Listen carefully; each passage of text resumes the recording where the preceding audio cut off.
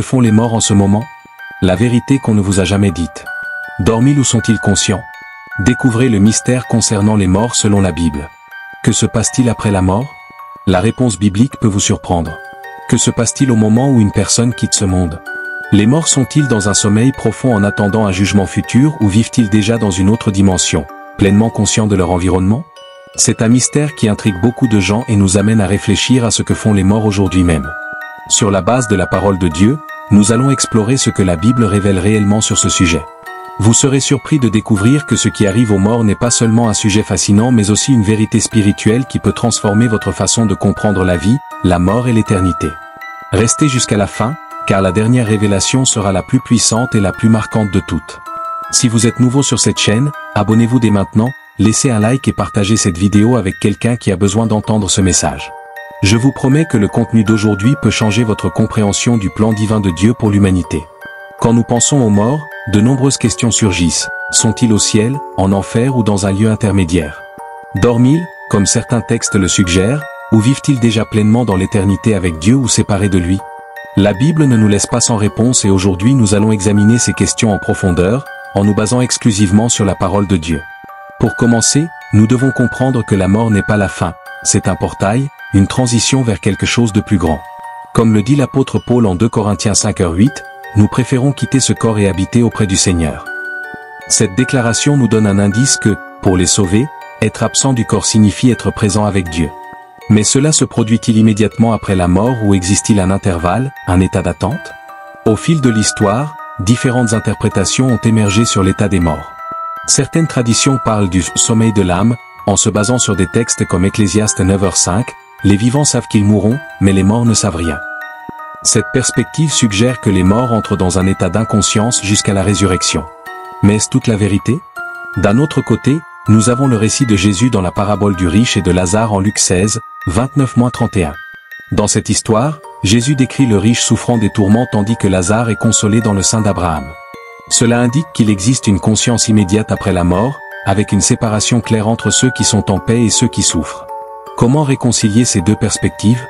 La réponse réside dans la compréhension du fait que la Bible utilise différents langages et contextes pour décrire le même événement.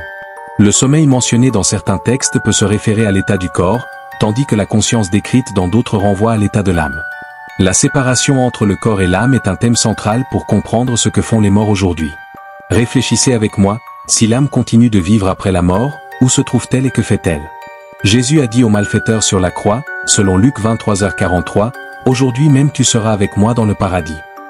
Cela indique une transition immédiate pour ceux qui croient.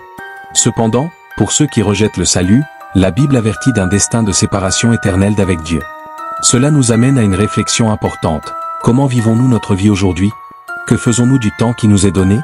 Si vous êtes arrivé jusqu'ici, écrivez-le dans les commentaires. Je suis engagé envers la vérité qu'est la parole de Dieu. Ainsi nous aiderons ce message à atteindre davantage de personnes avec la vérité de l'Évangile. Que se passe-t-il avec ceux qui sont déjà partis et comment ces vérités peuvent-elles avoir un impact direct sur votre vie aujourd'hui? Maintenant que nous comprenons que l'âme ne cesse pas d'exister après la mort, il est crucial d'approfondir un point fondamental, le destin éternel des morts. Pour cela, nous devons examiner ce que dit la Bible sur les deux chemins qui s'ouvrent devant chaque personne. Le chemin de la vie éternelle et celui de la séparation éternelle d'avec Dieu. La Bible est claire en Hébreux 9h27 en affirmant « Il est réservé aux hommes de mourir une seule fois, après quoi vient le jugement ».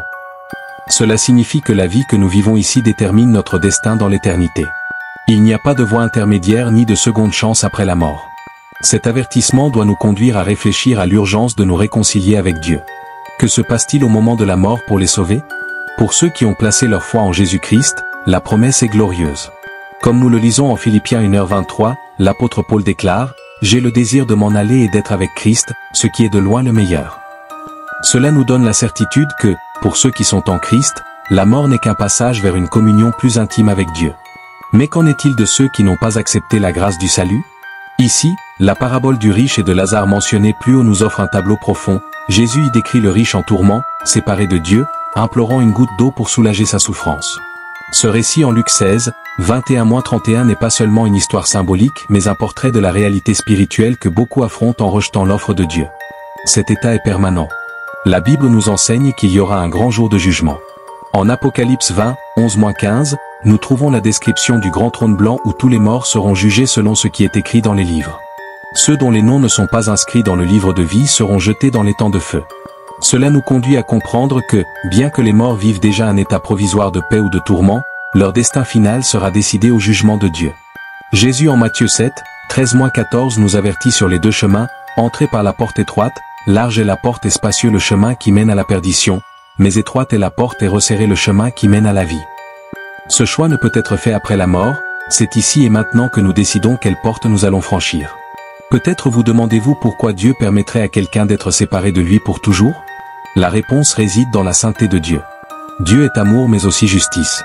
Il nous a donné la liberté de choisir et notre destin est une conséquence directe de nos décisions en vie.